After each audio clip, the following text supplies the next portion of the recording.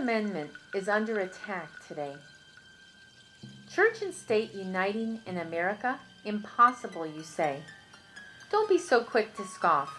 Why would America change from a republic to a democracy and finally to a theocracy?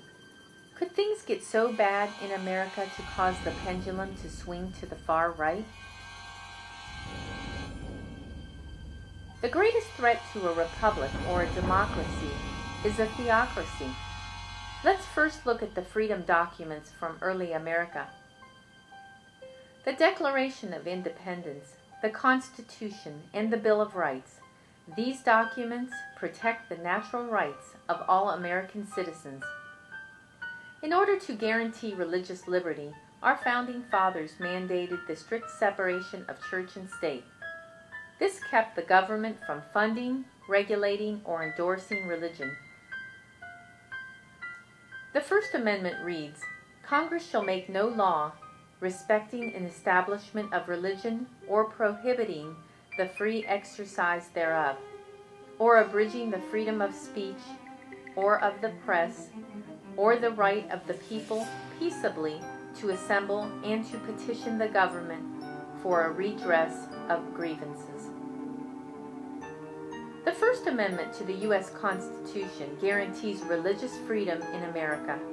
The fundamental right to worship as one chooses or not to worship. This is freedom. I am for freedom of religion and against all maneuvers to bring about a legal ascendancy of one sect over another. Thomas Jefferson. The First Amendment of our Constitution allows the people to worship God according to the dictates of their own conscience, or not at all. The Constitution prevents the powerful forces of church and state from uniting into a religious dictatorship. This system of checks and balances keeps the government from funding and controlling the churches, and prevents religious organizations from creating religious legislation that would violate the natural rights of American citizens. Our country is not yet a theocracy, but it is moving in that direction. Religion is driving American politics these days, and corrupt religious leaders are using God as the battering ram to break down this wall of separation of church and state, brick by brick. Separation of powers is a political doctrine under which the executive, legislative, and judicial branches of government are kept distinct to prevent abuse of power. The U.S. form of separation of powers is widely known as checks and balances. The constitutional framers ensured that the principal powers of the government, legislative, executive, and judicial, were not concentrated in the hands of any single branch. Why? They knew that absolute power corrupts absolutely. Our system of separated powers is not designed to maximize efficiency. It is designed to maximize freedom to all people.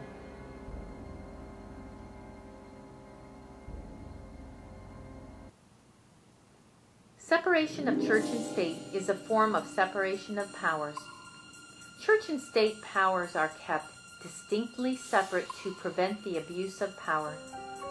Men and women of good morals and convictions should run for government offices, but they must not be allowed to violate our Constitution by passing religious legislation. The government should not fund churches with faith-based grants or vouchers. Our government should pass civil laws, not religious laws. We must understand the difference between religious laws and civil laws. The principle of separation of church and state keeps the two most powerful forces in our society separate. When church and state unite, no one is safe. Who would decide what is considered moral? The founders of our nation believed that America should have the right to worship according to their own beliefs, or not worship at all. They were so committed to freedom that they enshrined it in the first sentence of the Bill of Rights. The Founding Fathers' language was so strong because they knew their history and personally experienced religious tyranny. They wanted to make sure that religious persecution would not take place in America.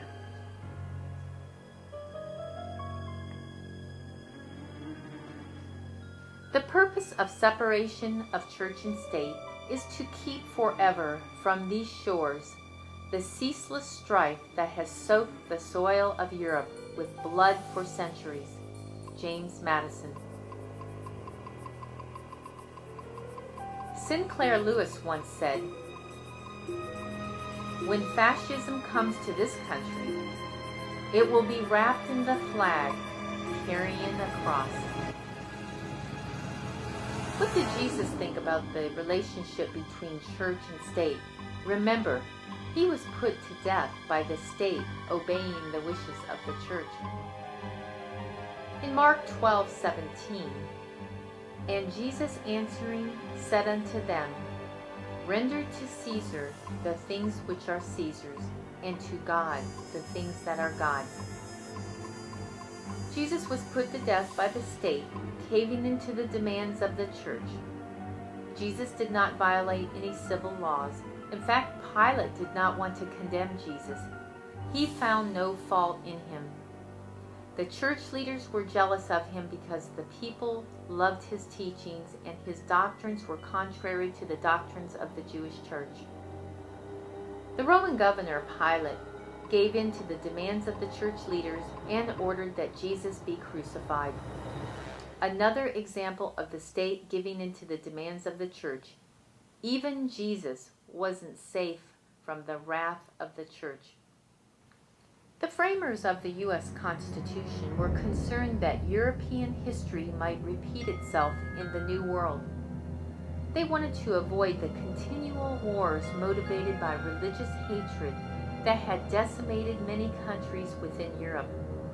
They decided that a church-state separation was their best assurance that the new republic would remain relatively free of inter-religious strife. Compared to the rest of the world, the USA has the greatest amounts of religious peace in the world. America is a country of refuge to all people that are fleeing political or religious persecution throughout the world. But as we know, good things don't last forever. History always seems to repeat itself, and we are definitely headed for a theocracy in America. It is not only the Republican Party that has been taken captive by the clergy. The Democratic Party has its own way of micromanaging the personal lives of the people. Why does this always happen? A democracy that does not follow the Constitution will always vote itself into tyranny, no matter if it is dominated by the Republicans or Democrats. A republic form of government rules by law and protects the people against tyranny. Our country needs a new party that will follow the Bill of Rights and the Constitution. Today, religious leaders are using their churches to promote presidential candidates. They tell their congregation that God has been kicked out of the government and they need more money to fight the liberals and atheists that want to keep church and state separate. We should be appalled by the way the churches are manipulating their sincere church members. The churches have become a religious matrix, one command from a powerful TV evangelist, and the flock of sheep obey. This is a quote from Pat Robertson. "There is no such thing as separation of church and state in the Constitution. It is a lie of the left, and we are not going to take it anymore." Pat Robertson is dangerously wrong. People that believe in separation of church and state want to protect religious liberty from the corrupting influence of politics and government regulation. Many churches are becoming very rich and powerful corporations with a tax-exempt status from the IRS and the recipients of faith-based religious funding. George Bush's faith-based initiatives is a violation of the Bill of Rights, which prohibits our tax dollars from funding religious organizations. The government is now in the business of funding religion with your tax dollars, and this violates the Bill of Rights. During George Bush's administration, he has made void most of our Constitution and Bill of Rights, and our Democratic and Republican representatives have allowed him to destroy our country. Benjamin Franklin, statesman, inventor, author, in a letter to Dr. Price, "When religion is good, it will take care of itself.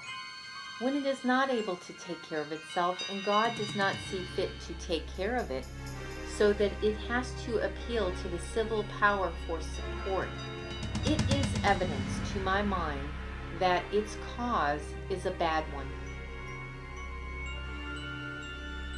The law of love is the foundation of the government of God. The Bible reads, "If you love me, keep my commandments." John 14:15. God desires from all his creatures the service of love, service that springs from an appreciation of his character. He takes no pleasure in a forced obedience, and to all he grants freedom of will, that they may render him voluntary service. It is a corrupt church that seeks the aid of the civil power for the enforcement of her doctrines. Religious tyranny can only develop in certain government structures like a democracy or a theocracy. Our nation was founded as a republic. In our republic, the Constitution, the Declaration of Independence, and the Bill of Rights guarantee the natural rights of the people. These natural rights are from God, not man. In a democracy, there is a possibility for religious tyranny if the majority favor it and votes it in. There are no natural rights, but civil rights are granted by the majority and taken away just as easy. One big crisis and the churches will be clamoring for religious legislation. They have done it in the past, and history has a tendency to repeat itself. This is where we are today, but moving towards a theocracy. In a theocracy, there is religious tyranny, and the rights of the minorities are disregarded. People are often killed for violating moral or religious laws.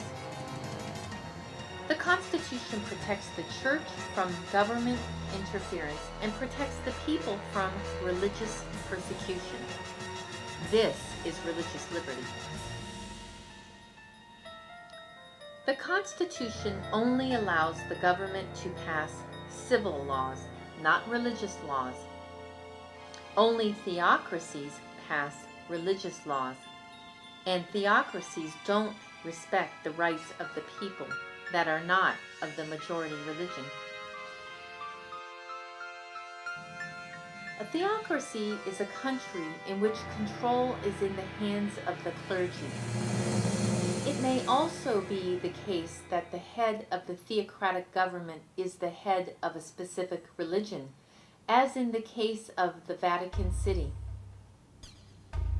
The Roman Catholic Church has had a long history of inflicting religious persecution. The Inquisition is just one example of European religious tyranny when the Roman Catholic Church and the state ruled together. They used a form of persecution called the Inquisition, which sent thousands to secret courts, torture, punishment, and death because they disagreed with the Church's teachings. Many religious leaders want to see church and state united once again. They are breaking down the wall of separation brick by brick.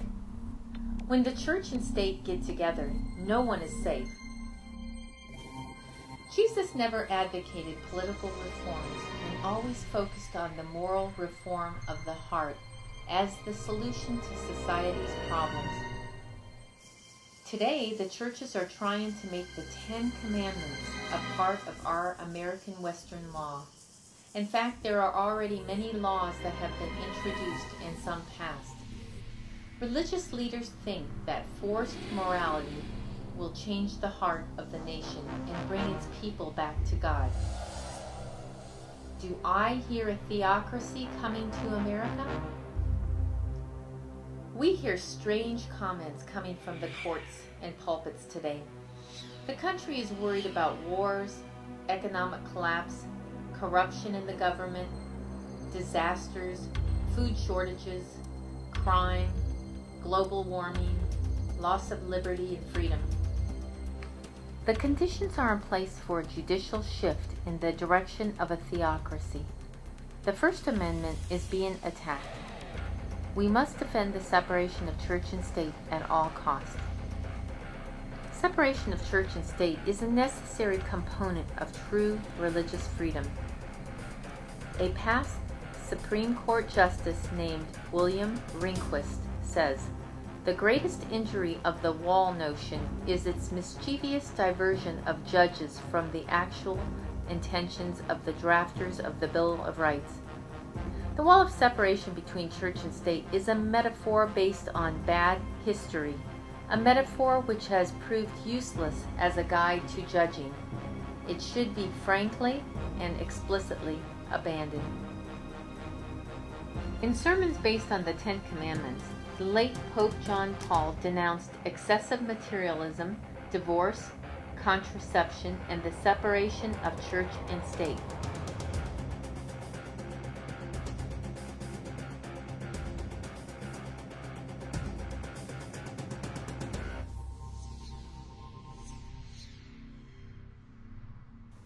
Reverend James Kennedy at his Reclaiming America for Christ conference.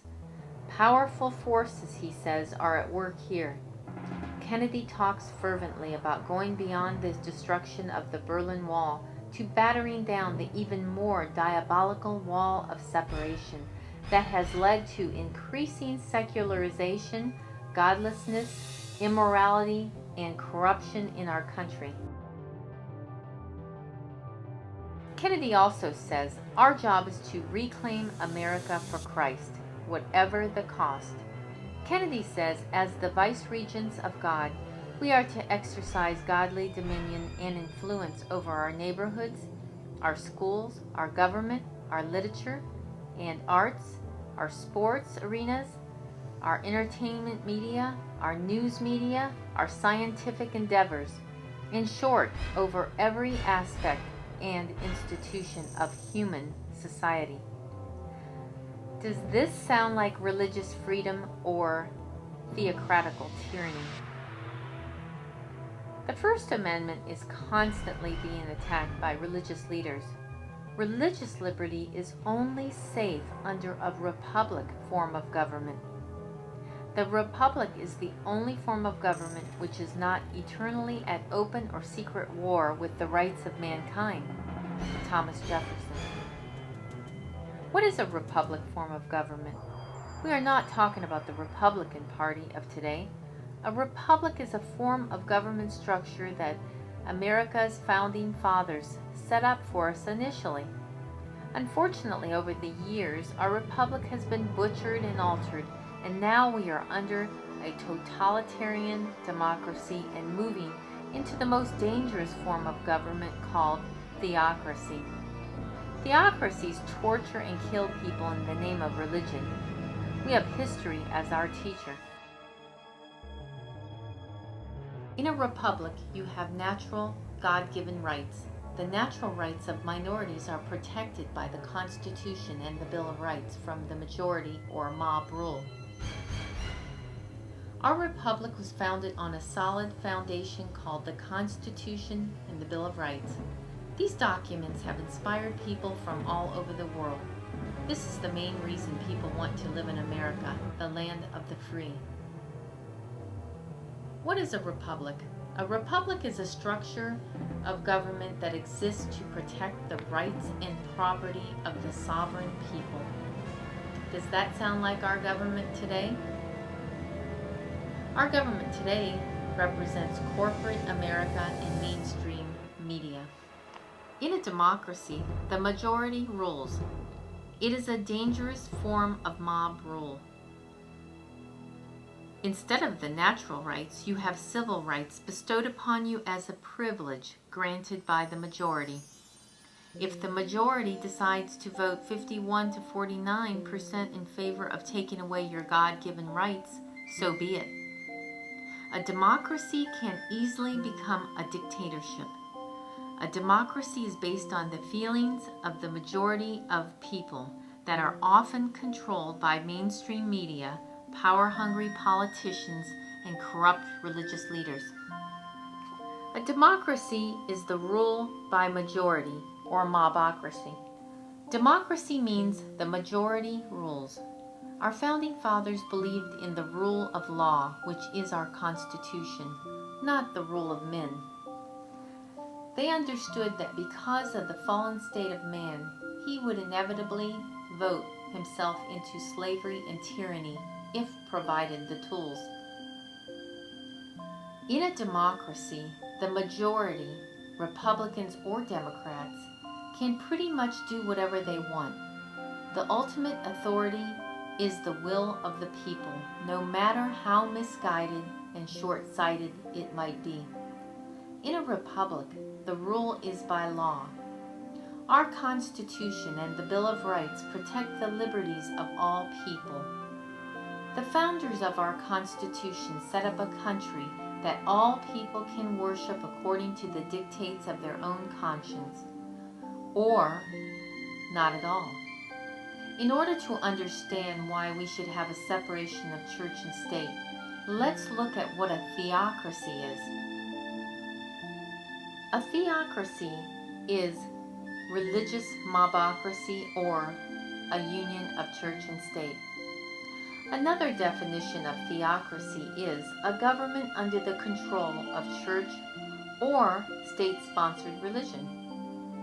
History reveals that millions of people were put to death in the name of religion throughout history.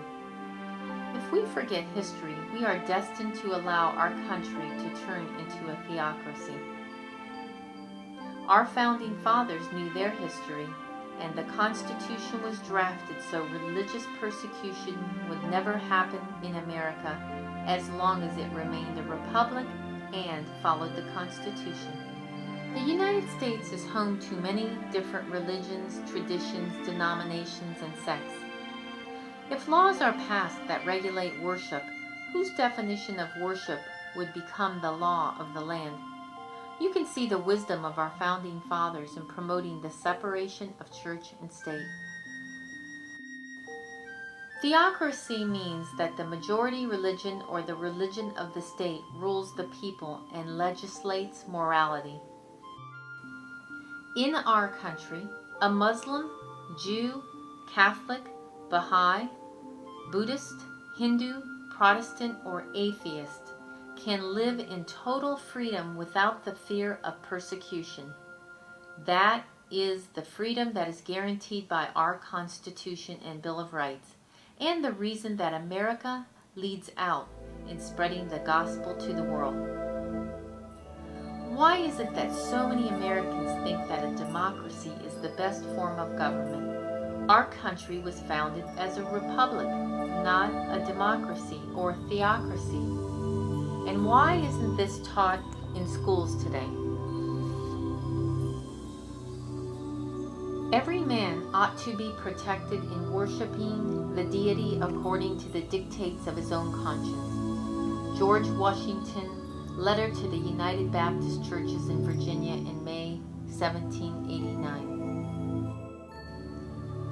Among the Christian exiles who fled to America and sought an asylum from royal oppression and priestly intolerance were many who determined to establish a government upon the broad foundation of civil and religious liberty. Their views found place in the Declaration of Independence, which sets forth the great truth that all men are created equal and endowed with the inalienable right to life, liberty, and the pursuit of happiness. And the Constitution guarantees to the people the right of self-government, providing that representatives elected by the popular vote shall enact and administer the laws. Freedom of religious faith was also granted, every man being permitted to worship God according to the dictates of his conscience.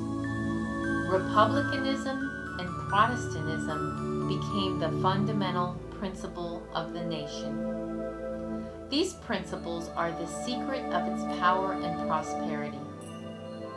The oppressed and downtrodden throughout Christendom have turned to this land with interest and hope.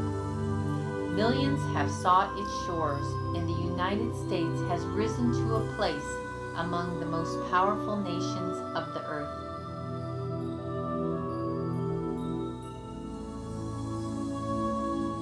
Our government should be neutral on religious matters, leaving such decisions between the individual and their God.